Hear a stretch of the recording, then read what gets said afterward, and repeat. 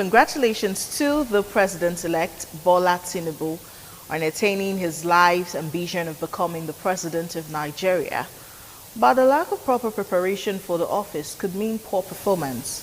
So today on Flipside, we will point out Nigeria's current reality and the myriad of problems ranging from insecurity, unemployment, brain drain, low standard of education, poverty, hunger, overwhelming national debt, and above all, corruption. Joining me on the show today is Edwin Omoegi. He is the CEO Edwin Omoegi Foundation. He's an astute politician and a public affairs analyst. Good afternoon and welcome to the show. Madam. And for those who do not know me, I'm Daisy Leo Asikidi, your host. So we're going to start with your take on the removal of fuel subsidy. As Buhari says, Tinubu should decide if fuel subsidy will be removed. So in your own opinion, you're a Nigerian, you use fuel, should fuel subsidy be removed, or would you advise the incoming administration to just stick with what the former president has said, let's remove it, or you say, please let's not remove? What's your personal opinion on this? For me, I will suggest the removal of the fuel subsidy. Okay. Because the debt or the money Nigerians are spending on fuel subsidy is too high. And for me, I believe that money should be channeled to other infrastructures like good roads, healthcare, and other basic amenities in the society. So for me, I think I will support the removal of fuel subsidy. Okay. It's quite sad that President Muhammad Buhari, the outgoing president, promised that it would be dealt with. But unfortunately, he changed his decision at the 11th hour and said, this is no longer going to be my decision. I don't know why that is, but it's okay. When a new president comes into office, he needs to deal with issues. Now, still sticking on subsidy, if subsidy is removed, Labour has said they will ask for 100,000 minimum wage because 30,000 will not be enough to buy fuel. We're pegging it that fuel could cost as much as 700 naira per litre. And so, how realistic is that for our economy to have 100,000 naira as minimum wage? Can we afford to pay 100,000 naira at this time?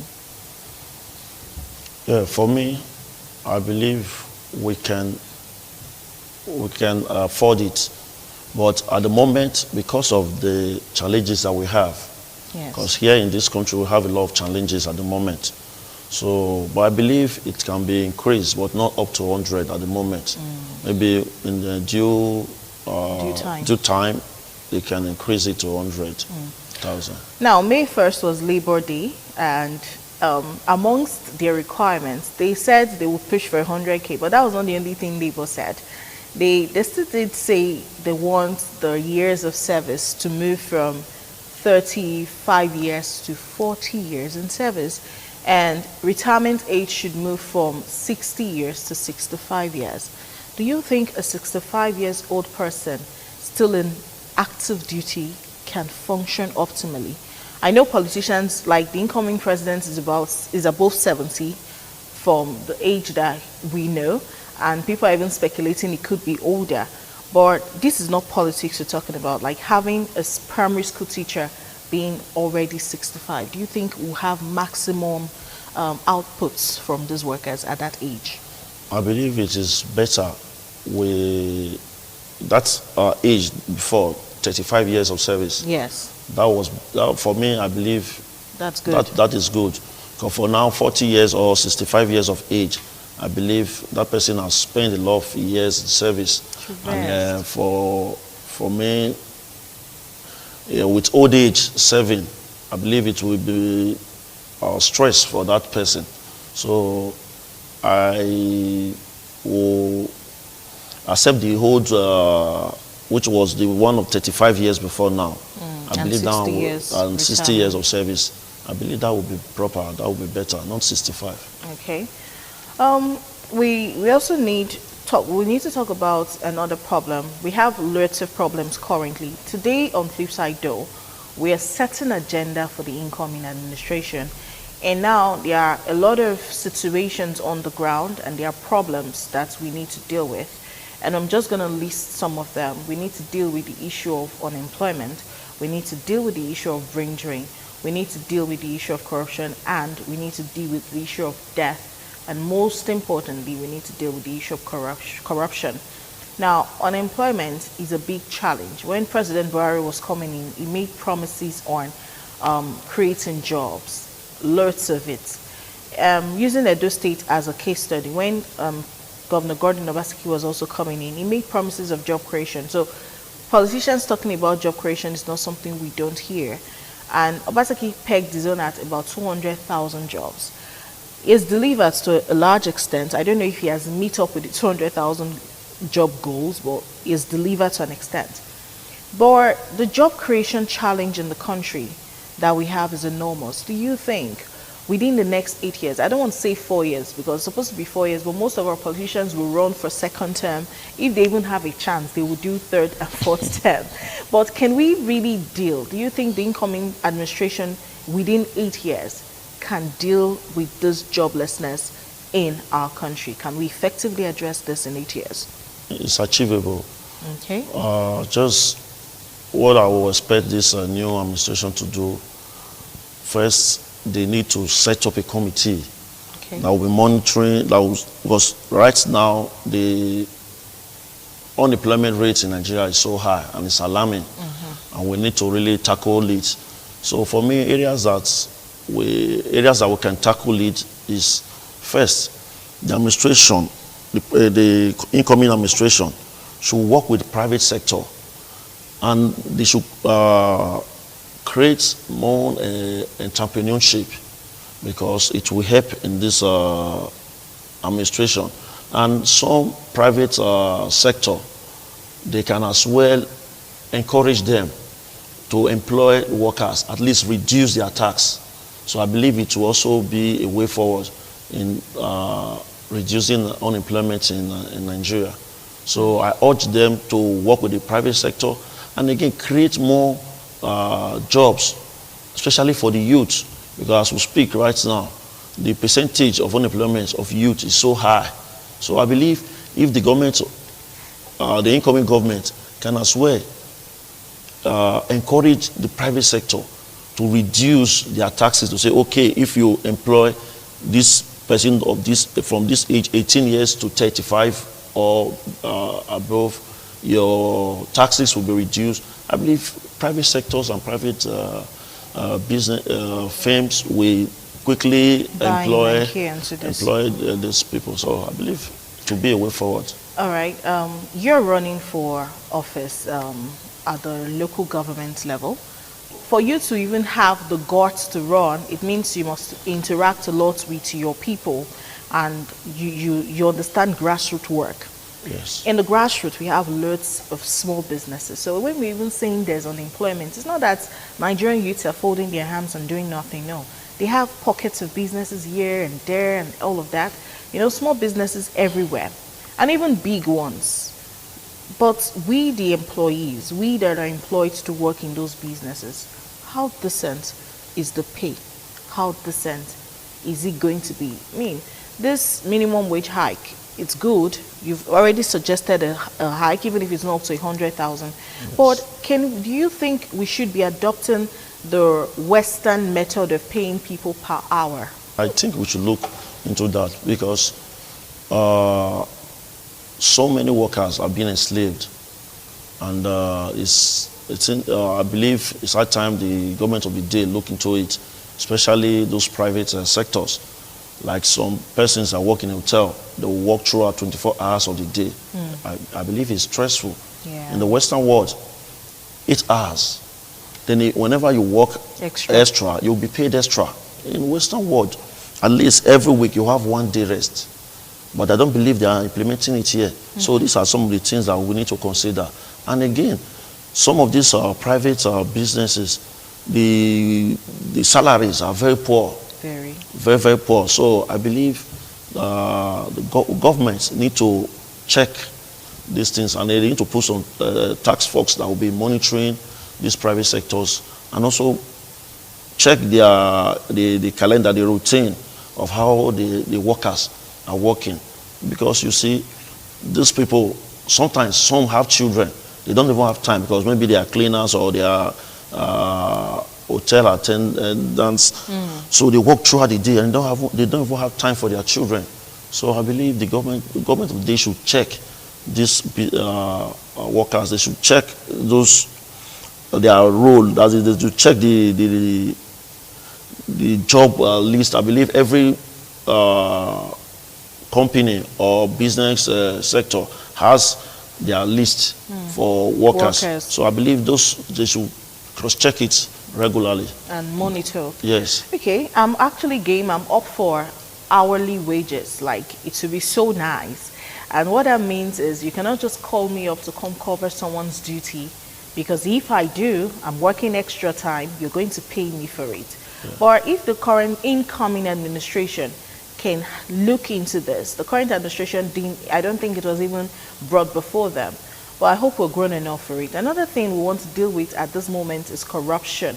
But before we do that, we'll go on a quick break. When we return, we'll talk a bit about corruption. What is corruption? To us, it's simple. Corruption is the abuse of entrusted power for private gain.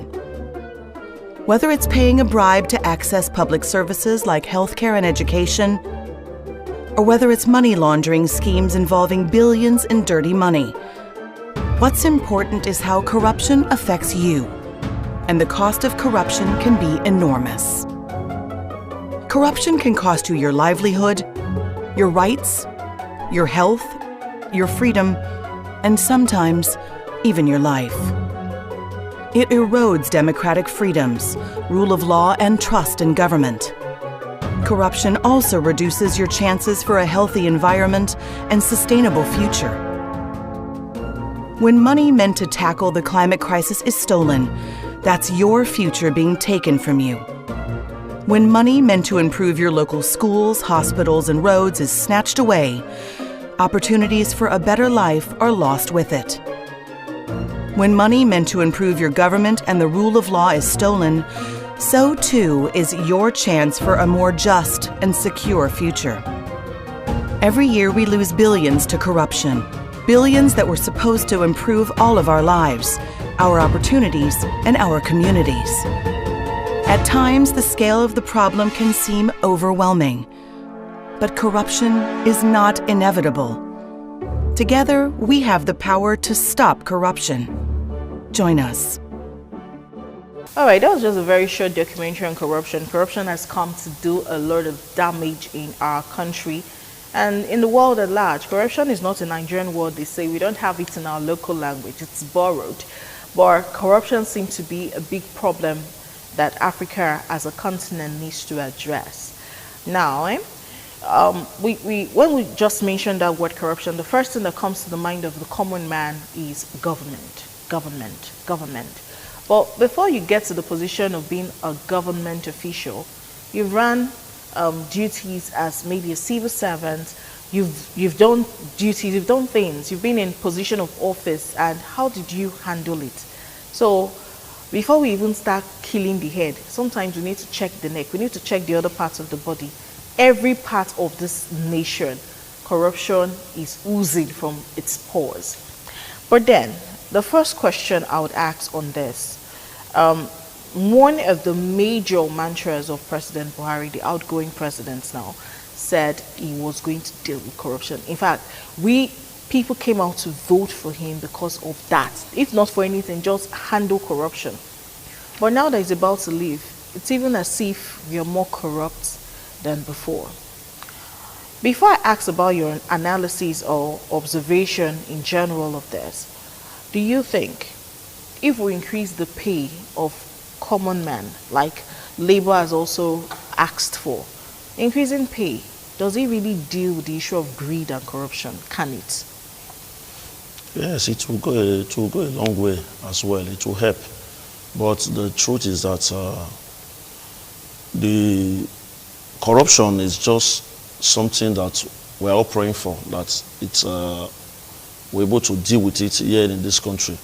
Because corruption, especially here in Nigeria, has gone so deep that even those that are in government, they are even worse than the other common man. Because like the outgoing administration, they promised to fight corruption. But for me, the corruption that they were fighting was just only for the opposition. So they were not really fighting the corruption the way Nigerians expected. So for me, I believe to eradicate corruption, one, we must check our leaders. We must properly check our leaders, and the people that were voting, we must check their antecedents. We must check their characters. I know some persons at first they might be very good, but the moment they emerge or they're being elected, they turn to monster. So, but all the same, I believe we can still fight corruption. Yeah. Yes, I have that. I'm very optimistic that yes, in this country, Nigeria, we can deal with corruption.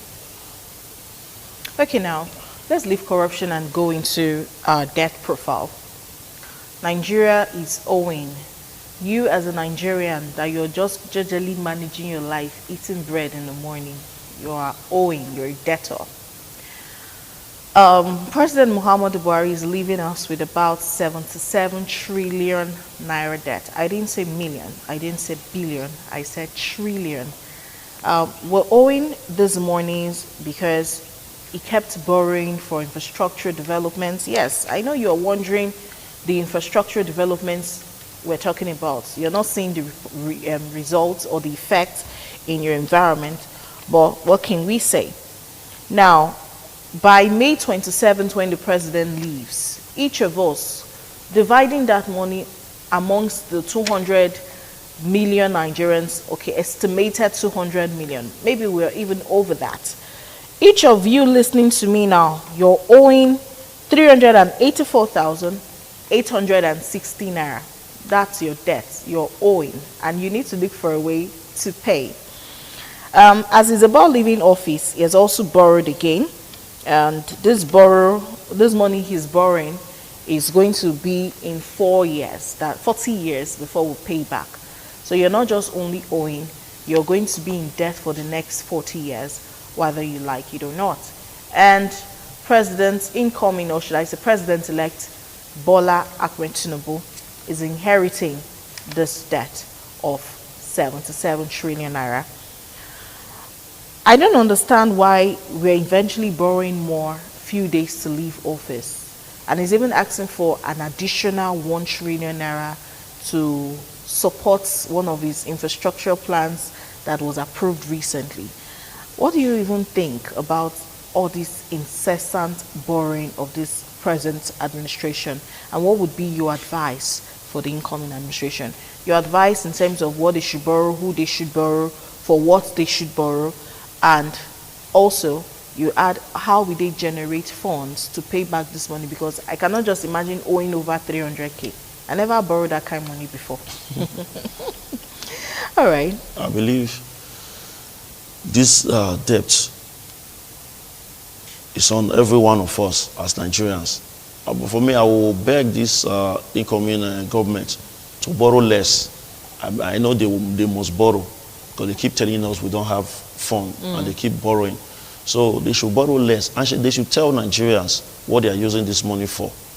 If you are borrowing money for infrastructure, tell us the infrastructure, and tell us the amount that infrastructure will cost. At least. And let's see it working. Let's see it working, and let it be verified that yes, this amount what such a contract or such a infrastructure development. The fact is that Nigerians are really sad. They are tired, because we cannot inherit debt that we never spend, or the debt that we didn't bargain for. We didn't bargain for, we didn't use, or we just only had them borrowing. But this money, I will tell you, for good 8 years, like, let me use my state, Edo State. less infrastructural development here from the federal government. So, and they will tell you they borrowed this money for the 36 states. So a lot of this infrastructural development didn't come to those states. So me, I don't know what they are borrowing this money for. So I will beg this incoming president to please borrow less, and they should engage in other things. We can as well engage ourselves more in agriculture. Nigeria has a blessed land, and we can not only on petroleum, but we are just fixed. We're only fixed on petroleum. So I believe we can channel our energy to agriculture. So I believe it will also help. Okay, I'm still talking about how we can pay off our debts. International Monetary Fund suggested something. They said we should, the CBN suggested that we should increase the tax. And one of the sectors they were hoping to push the increments to was telecoms. Now, IMF came and said increasing tax is going to even cripple more businesses, like you also pointed out, make the owners of these small businesses run and say, okay, they don't want me to work, let me just take to crime. But the issue I see there is this incoming administration do have a thing for tax. Remember that in Lagos, they have a toll gate where taxes are paid, levies are collected, and rumor has it that the bulk of that money goes still to his pockets. Now, envisage if all of these rumors are true, these pockets of accusations and counter accusations are true, I'm thinking he might want to toe the line of increment of taxes. Now, if we replicate the old toll gate thing in all 36 states, what would that mean for the Nigerians, the average Nigerians, for you and I? It will not help us.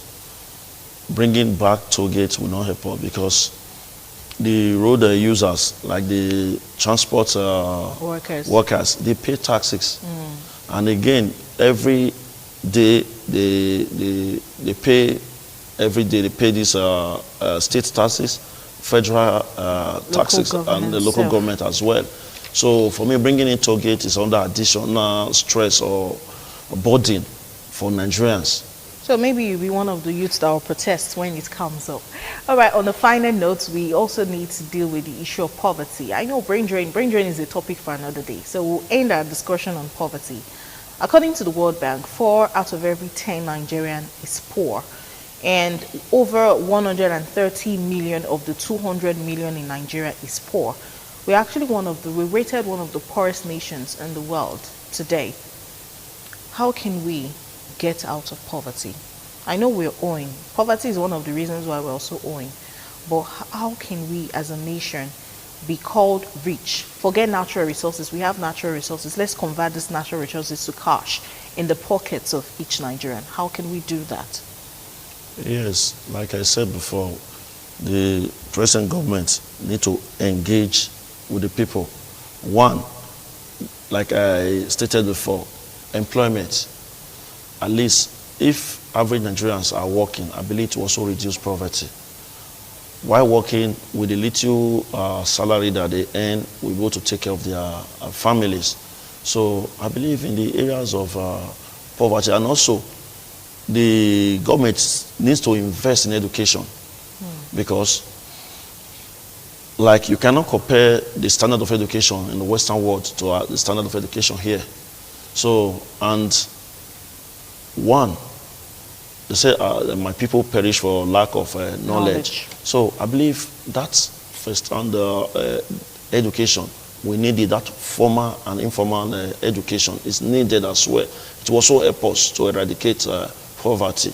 So I will beg the government of the day to please also invest more on education. Yeah. And I believe it will also help us to eradicate poverty and also create jobs. And we need good roads, not motorable. So I believe these are some of the things that we will also use in fighting poverty in our nation.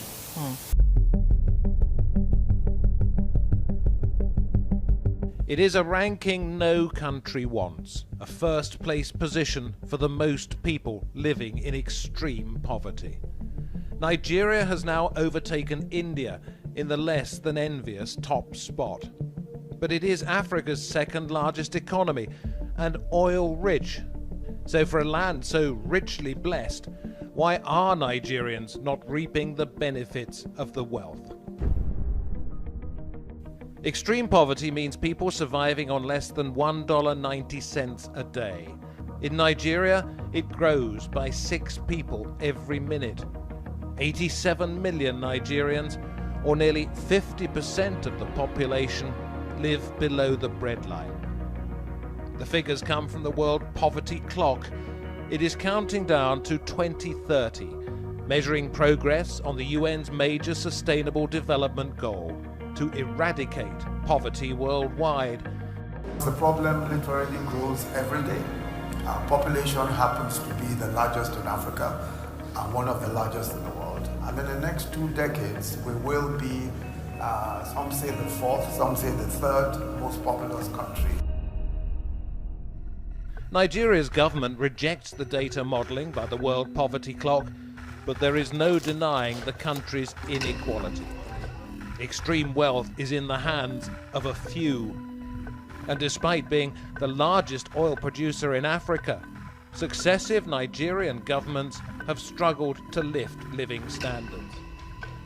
President Muhammadu Buhari took office in 2015, vowing to improve the lives of ordinary citizens. But the manufacturing, transportation and agriculture sectors have not recovered from the 2016 recession after a drop in oil prices. The unemployment rate is at 19%. The youth rate is 33%. Buhari's anti-corruption campaign has clawed back $1.6 billion in misused funds. But his critics argue that barely scratches the surface. And although he's credited with pushing back the terror group Boko Haram, insecurity persists in the northeast. The fact is, the battle against poverty in Africa and the world cannot be won unless there is progress in poverty reduction in Nigeria. Nigeria's rapid population growth is outpacing attempts to eradicate poverty. Without greater efforts to beat the World Poverty Clock, will Nigeria become a ticking time bomb? And is time running out to meet the 2030 target to improve the lives of the world's poorest people? All right, that's how we're going to end today's show. To at least the discussion segment on Flipside was set an agenda for the incoming administration, and my guest, Mr. Edwin Omoigi, has been with me. He is the CEO of Edwin Omoigi Foundation. We need to put all our hands on deck to support whoever becomes our president. At least for now, we know the president-elect is Tinubu and Shettima is going to be his vice, though the case is still in court. But they are the ones coming in now, and we're going to do our best as a nation to support them. But this is just the beginning of such conversations. Many more will come. And I hope as we're talking about this, they're learning from it, taking their pens and their papers, jotting down suggestions for free, but giving the suggestions without asking for consultancy fees. So jot some of these things and look for workable solutions to deal with them. We'll leave you with our last documentary on Flipside today, and when we come back next week, of course, it will be another issue that has made the news, and we'll bring you the other side of that news. Flipside. I'm Daisy Leo Asikidi. Bye for now. Food is commonly used to nourish and entertain guests. During interviews, dinner parties, Christmas celebrations, Igwe festivals, wedding parties, Valentine dinner and all kinds of events, food gets served. It is one thing to get served and begin to eat like a glutton, and it is another to eat and get admiration from those around. And so, proper table manners are needed for our formal and informal dates. Table manner rules are not complicated, and most importantly, they will help you make a great impression at your next meal. Especially for formal dates or business dinners, immediately you sit at the table. Make good use of your napkin.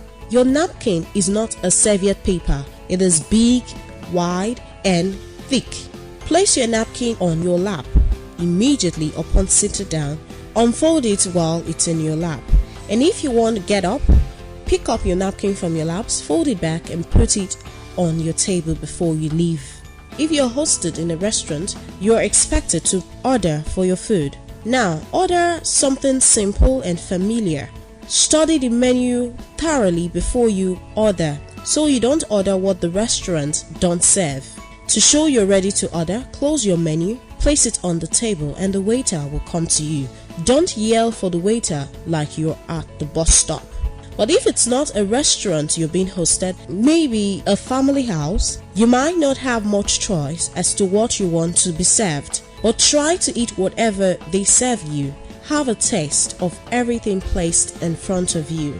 And for difficult foods like spaghetti, which is a common food in many homes, you need to learn how to eat spaghetti perfectly. Now, this is how you eat spaghetti. Once your spaghetti is served, don't twirl with the support of your spoon.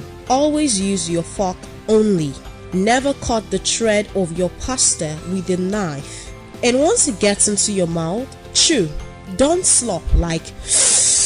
Keep the fork in a vertical position. Put the prongs down against the rim and twirl. Rotate the fork in a clockwise direction and lift.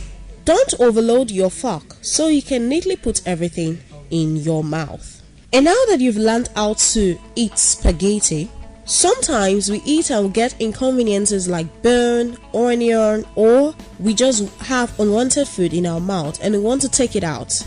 Unwanted food is removed from the mouth in the manner in which it is put into the mouth. Food put into the mouth with a utensil is removed with that same utensil. Meanwhile, foods eaten with the fingers, if you must remove unwanted food from such, you would also remove them with your fingers. We all know talking while eating is inevitable. So, if you have more than a few words to say, don't speak with your mouth full. Swallow your food. Rest your fork on your plate and speak before you resume eating. Don't gesture with a knife or the fork in your hands while you talk. It is not a battlefield. And also, don't drink with your mouth full. To avoid leaving food on the rim of the vessels, make sure the mouth is free of food and blot the lips with a napkin before taking a sip of your beverage. And now, about beverages and liquids we take at the table. We have different types of wine and different bottles, glasses for them. About wines, enjoy your wine when you're served. Don't rush it once it's poured into the proper glass. Instead, it is time for you to evaluate and enjoy the wine. Evaluating wines involve 4 basic steps: looking at it, swirling it, smelling it, and tasting it. Hold the wine glass up against a white background, such as a napkin or a tablecloth, preferably white, or ensure that the wine glass you're served with is a transparent wine glass so you can see the color of the wine. Red wines should range in color from deep purple to brick red, while white wines should range in color from lemon gold to golden amber. And after you've examined the color, you swirl your wine in your wine glass to aerate it. While you're done with that, you smell the wine. Put your nose in the glass and take a deep breath. Older wines should have softer aromas than younger ones. And then you taste. To taste the wine, fill your mouth about half full and softly swish the wine around before you swallow. There are different wine glasses for different wines. Watch and learn. This is the first wine glass. It is short and very small. Use it during cocktail parties. And this wine glass is the champagne flute. It is narrow at the top to allow the bubbles from the wine come up and you can see the sparkling clarity of the wine. We also have the white wine bottle. It is wider than the champagne glass but not as wide as the red wine glass. This white wine glass is very portable. We also have this glass for red wine. The red wine glass can come in 2 shapes. It could be a bit round like the white wine glass but definitely wider, or it could come in this triangular shape. The point is the bottom, the base of the red wine glass is always wider than the rim, and this is to allow your wine aerate. You do not hold the wine at the base so that the heat from your hand doesn't alter the taste. You hold the wine glass at the stem. Utensil etiquette is also very important. In most situations where so much cutleries are arranged on the table, use the outside-in rule to tell which fork, knife or spoon to use at the dinner table. Start with the cutlery farthest from you and gently walk your way in. And if you drop a utensil, pick it up yourself and ask for the waiter to replace it. Don't clean and use it again. But if you cannot reach it, inform the waiter and ask for a replacement. Don't stand up from your chair to go pick up a fallen cutlery. It is wrong. And now, no matter how delicious the food is, do not scrape your plate. Scraping the plate or loud chewing is unpleasant to listen to, and it is considered impolite. Try to cut your food into 1 bite size or 2 bite sized pieces at a time. Don't cut it all like a baby. And when eating soup, spoon the soup away from you towards the center of the bowl. Usually, soup is served in a deep plate or a deep bowl, but please don't drink directly from the plate or bowl. And no matter how hot the soup is, don't blow on it or on a spoon full of soup. Do not slop like very delicious, and never tilt your bowl. Don't fill the spoon too much. Hold the spoon by resting the end of the handle on your middle finger with your thumb on top of it.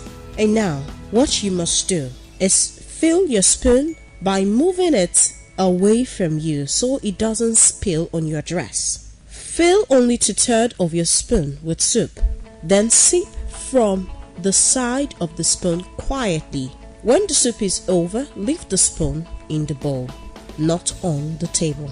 In this era of electronics, please turn off or silence all electronic devices before entering the restaurant. If you forgot to turn off your cell phone and it rings, immediately turn it off.